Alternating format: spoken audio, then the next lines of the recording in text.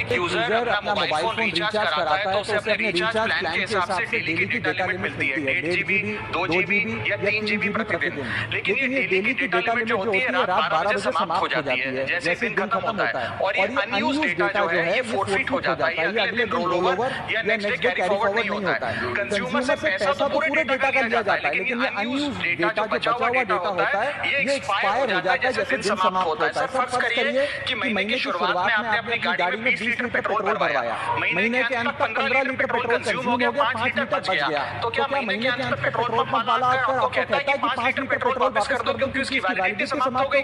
नहीं, क्योंकि आपने पैसा पूरे 20 लीटर का दिया है। ठीक इसी तरह जितने डेटा का पैसा हमसे लिया जाता है उतना डेटा हमें यूज करने दिया जाए, वो एक्सपायर ना हो, ये हमारे मेहनत के पैसे से खरीदा गया डेटा है। और सब चालाकी देखिए, आजकल के रिचार्ज प्लान्स में डेली की डेटा लिमिट होती है, मंथली की डेटा लिमिट नहीं होती, क्योंकि मंथली की डेटा लिमिट के अंदर मैक्सिमम डेटा की खपत का कंज्यूम करने की प्रोबेबिलिटी यानी कि संभावना ज्यादा होती है। एक महीने के भीतर यानी मान लीजिए 4-7 दिन कोई व्यक्ति व्यस्त है या बीमार है, लेकिन बचे हुए दिन में या जब उसकी छुट्टी होती है वो ज्यादा डेटा कंज्यूम कर सकता है। इसीलिए मैक्सिमम डेटा मंथली प्लान में कंज्यूम होता है। इसके चलते आज टेलीकॉम ऑपरेटर डेली की डेटा लिमिट वाला प्लान पुश करते हैं। सर आज इंटरनेट सिर्फ एक एंटरटेनमेंट या मनोरंजन का सोर्स नहीं है, ये एक प्रकार से हमारे जीवन के लिए एसेंशियल बनता जा रहा है। It is like digital oxygen, हर चीज के लिए इंटरनेट चाहिए। और इसीलिए आज करोड़ों भारतीयों का जब लाखों जीबी डेटा रोज एक्सपायर हो जाता है, अनयूज्ड बचा हुआ डेटा, क्योंकि उसकी वैलिडिटी समाप्त हो गई, तो ये सवाल सिर्फ डेटा का नहीं है सर, ये कंज्यूमर राइट्स का सवाल बन चुका है। इसीलिए मेरी 3 स्पष्ट मांगे आज सदन में। पहली मांग ये नियम बने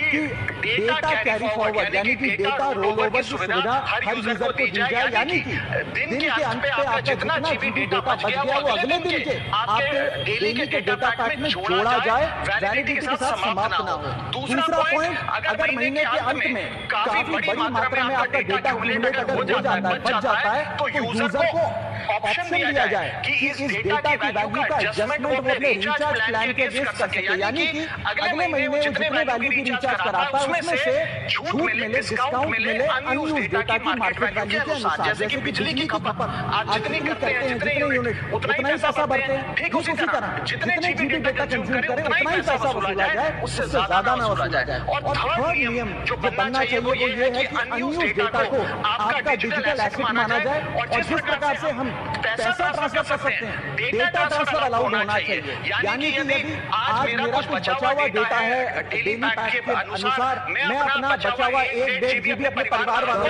ट्रांसफर कर